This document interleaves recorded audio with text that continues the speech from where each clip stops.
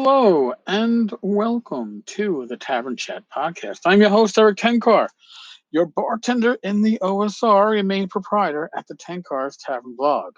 And lest we forget, the Tenkar's Tavern Discord server.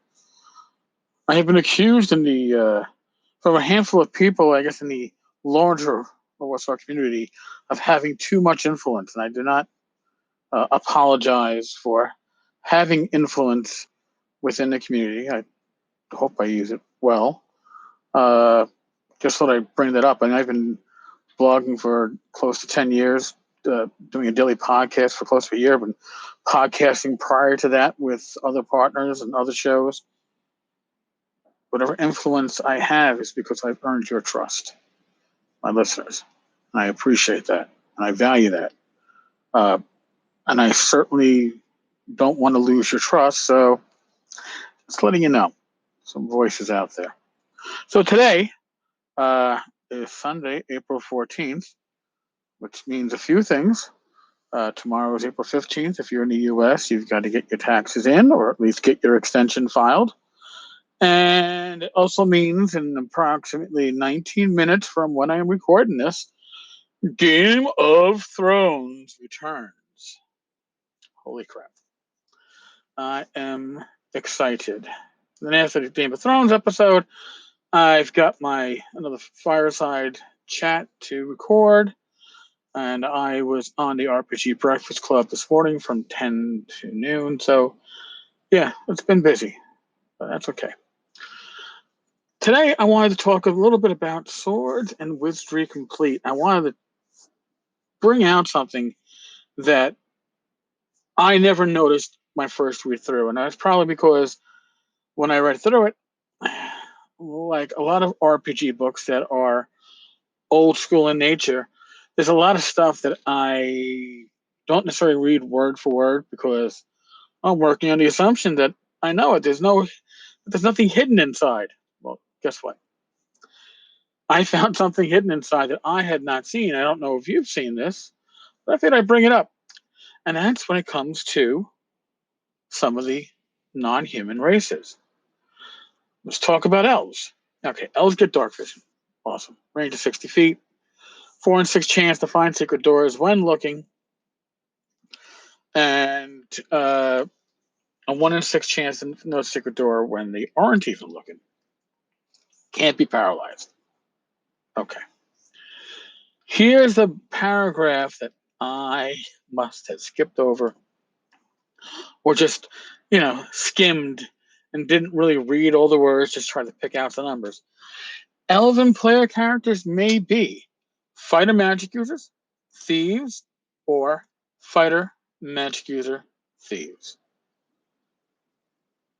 So yes, the only single class that they may take as a single class is thief. An elf may advance with no maximum level limit as a thief. Elves advancing in more than one class are limited to 4th level as a fighter. Now, they don't have a chance to be a single level as a fighter. Okay, they must be multi-classed.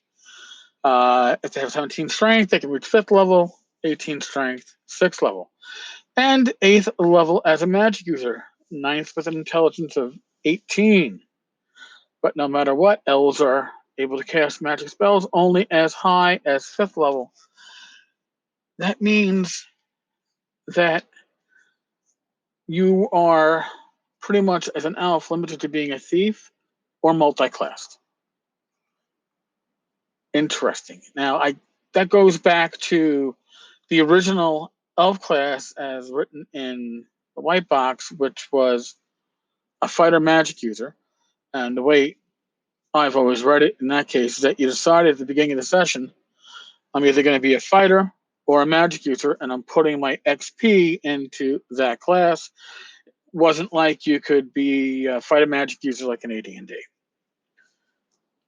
Now, half elves, another interesting part here.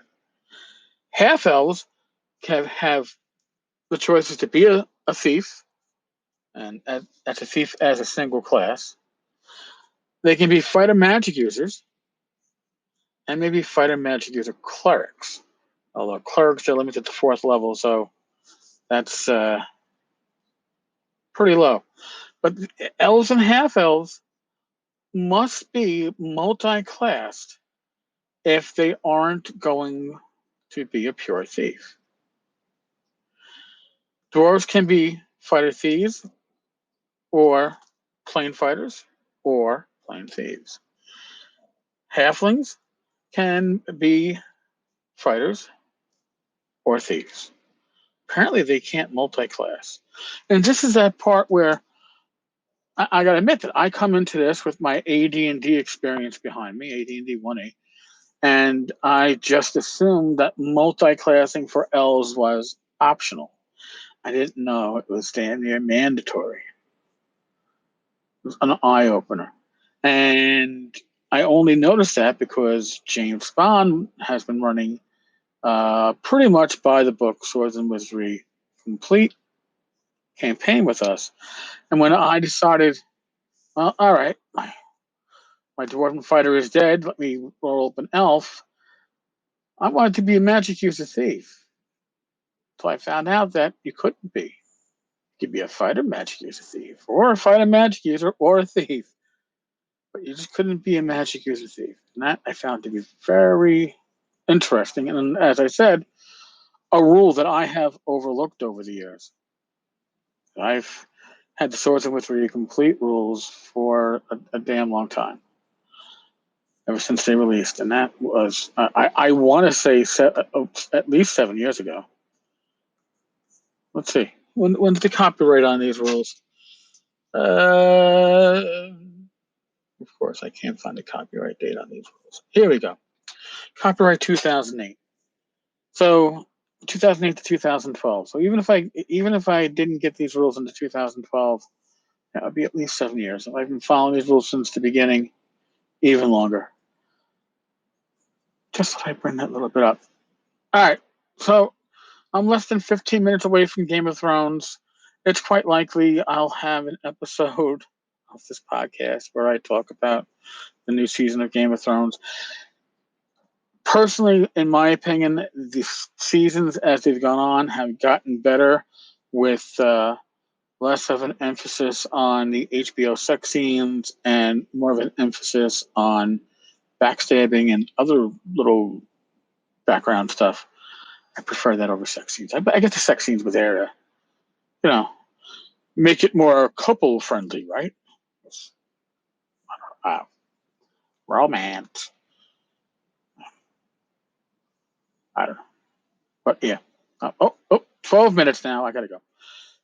Okay, I'm going to want to draw wife aggro before we get in there. Of course, it's only moving one room, but you got to set up the HBO and all that stuff. All right, folks. On that note, I'm going to put this episode to bed, move myself over. God bless. Be safe. Roll your dice well. And I will talk with you all tomorrow. Later, folks.